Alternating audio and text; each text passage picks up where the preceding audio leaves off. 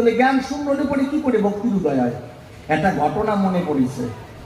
মহাপ্রভু, জ্ঞান শূন্য হলে পরে আমার তো জানা আছে শিষ্যের হাতে গুরুদেব কোপ খাইয়ে মারা যায়। এক গুরুদেব, শোনেন ঘটনাটা, জ্ঞান শূন্য হলে পরে নাকি ভক্তির উদয় হয়। এক গুরুদেব খালি গ্রাম ভরে দীক্ষা দিয়ে বেড়ায়। বর্তমান গুরুদেব, আগেকার গুরুদেবের কথা বলছি না, বর্তমান অনেক গুরু গোসাই আছে খুব ভালো, আবার বর্তমান কিছু গুরু গোসাই আছে যারা সাজধারী, বেশিরভাগ দেখবেন সোনো পাউডার মাখিয়ে একেবারে সুন্দর মতো সাইজে গুজে ঘুরিয়ে বেড়ায়, কাজে বেলা ঘন্টা না ঘন্টা। এখন গুরুদেব দীক্ষা দিয়ে বেরিয়েছে, গুরুদেবের একটা শিষ্য ছেলে আছে, ছেলেটার নাম হচ্ছে নিবারণ। গুরুদেব ওকে বলেছে, এই এই বাবা, কি এই নিবারণ, কি বাবা তুই আমার কথা শোন। বলেন বাবা। বলে চৈতন্য চরিতামৃতে বলে গেছে গৌরাঙ্গ গোসাই, দেখবি সাধ্য সাধন তত্ত্বের মধ্যে লেখা আছে, আমার দেখা আছে, সেখানে মহাপ্রভু আলোচনা করেছে জ্ঞান মিশ্র থাকলে হবে না ভক্তি, জ্ঞান শূন্য থাকলে ভক্তির দ্বারাই দেখা দেয় স্বয়ং কানাই। তোর মধ্যে জ্ঞান ফ্যান রাখবি না, মানে নিজের প্ল্যানটা ভালো মতো সেট করবে। শিষ্যের যদি জ্ঞান ফ্যান না থাকে, যা চাবে তাই পাবে, জন্মের খাওয়া খাবে আর পেট বানাবে, পেট তো না ফারাক্কার গেট। এইবারে গুরুদেব শিষ্যকে বলছে, শোন ওই জায়গাটা ভালো ঘন ঘন পড়বি, আর তোর ভিতর থেকে জ্ঞান ফ্যান সরাই দিবি, দেখেন জ্ঞান শূন্য হলে পরে কি হয়। নিবারণ বলছে, ঠিক আছে বাবা, গুরুদেবের আজ্ঞাই সর্বশ্রেষ্ঠ, তাই পালন করিব। নিবারণ তাই পালন করা আরম্ভ করেছে, গুরুদেব যা কয় নিবারণ তাই করে। নিবারণের আর জ্ঞান ফ্যান নাই। একবার জ্যৈষ্ঠ মাসে গুরুদেবকে নিমন্ত্রণ দিয়েছে। গুরুদেব, হ্যাঁ বাবা নিবারণ, আপনি মা গোসাইকে নিয়ে আমার বাড়িতে করিবেন গমন। ঠিক আছে বাবা। কেন বাবা? বলে আপনার জন্য করেছি সেবার আয়োজন। কি সেবার আয়োজন করেছ? গাছে রস খাজা কাঁঠাল জন্মের হওয়া হয়েছে, কেবল কাটিয়ে কারবার দিয়ে রাখছি, পাকাচ্ছি। গাছের প্রথম ফল তো, গুরু সেবা না দিয়ে সেবা করলে অপরাধ হবে। কয় বাবা তোর তো এই তো ভালো বুদ্ধি হয়েছে, জ্ঞান মোটে রাখবি না। গুরুদেব আর কি কয়? গাছে হিংসা গোড়াম। গুরুদেব মনে মনে ভাবতেছে নিবারণ তো করিছে ভালো কাম। গুরুদেবের নিমন্ত্রণ দিয়েছে, গুরুদেব গেছে, মা গোসাই নিয়ে গেছে। গিয়ে গুরুদেব আবার কোন মতে জানেন? কালাচাঁদের মতে।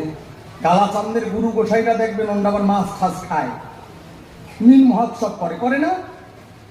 এখন গুরুদেব তো গেছে, নিবারণ তো গ্রামে বসবাস করে, ও আবার বিভিন্ন রকমের জাল দিয়ে বিভিন্ন ছোট ছোট মাছ রেখেছে, গুরুদেব খেতে ভালোবাসে।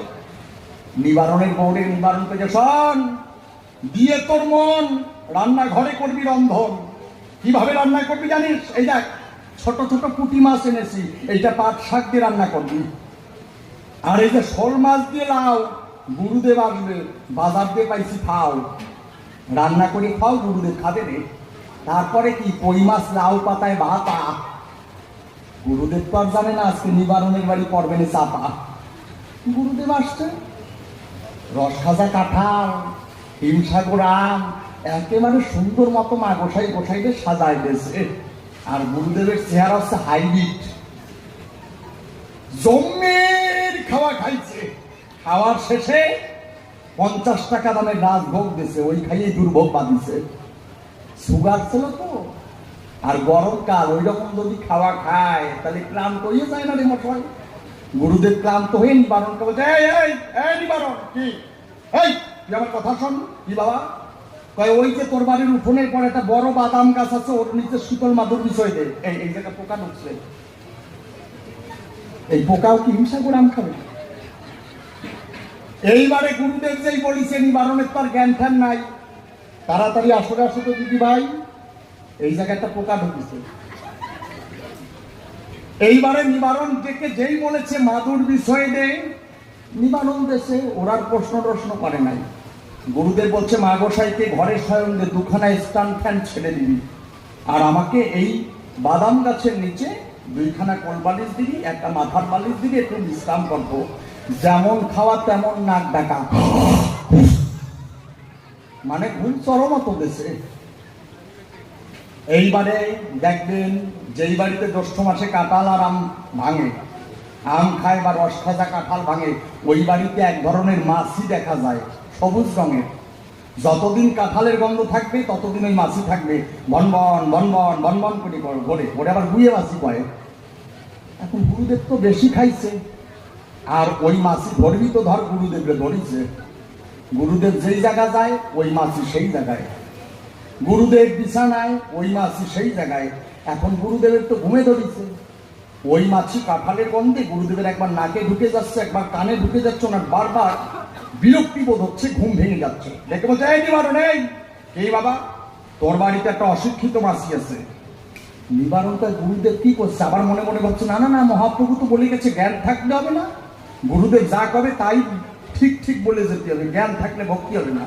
কয় তাই বাবা? কয় হ্যাঁ, তোর বাড়িতে একটা মূর্খ মাছি আছে, আমাকে ঘুমে জ্বালাচ্ছে বারবার, তুই আমার কথা নিবি, একটা হাত পাখা নিয়ে আসবি, তাল পাতার হাত পাখা। কয় হ্যাঁ বাবা, নিয়ে আসবো।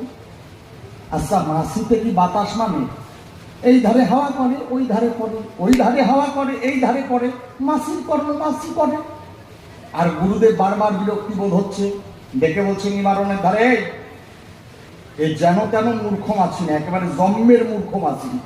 বলি তোর কাছাকাছি, এই নিবারণ, কি বাবা শোন, তোর ঘরের আমদাও আছে। নিবারণ মাথা চুলকাচ্ছে।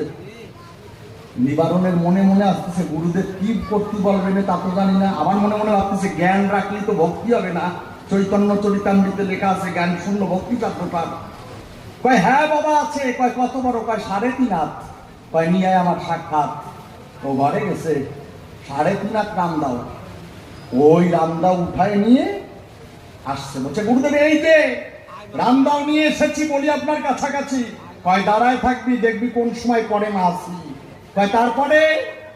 কয় ওই রামদাও থাকবি ধরে, দেখবি তোর নজরে কোন সময় ওই মূর্খ মাছি আমার গায়ে পড়ে। কয় তারপরে? তুই দিবি রামদাও ছাড়ে, মাছির ছাতা একেবারে ফেলবি মেরে। নিবারণের তো আর জ্ঞান ঠ্যান নাই। গুরুদেব কি কয় রে ভাই? নিবারণ আছে রামদাও ধরে, কোন সময় গুরুদেবের গায়ে মাছি পড়ে পড়ে, আর মাছি পড়বি তো পর পড়িছে গুরুদেবের গলার পড়ে। নিবারণ আস্তে করে রামদা দিছে ছাড়িয়ে, মাছির ছাতা উঠে গেছে, গুরুদেব পটল তুলিছে।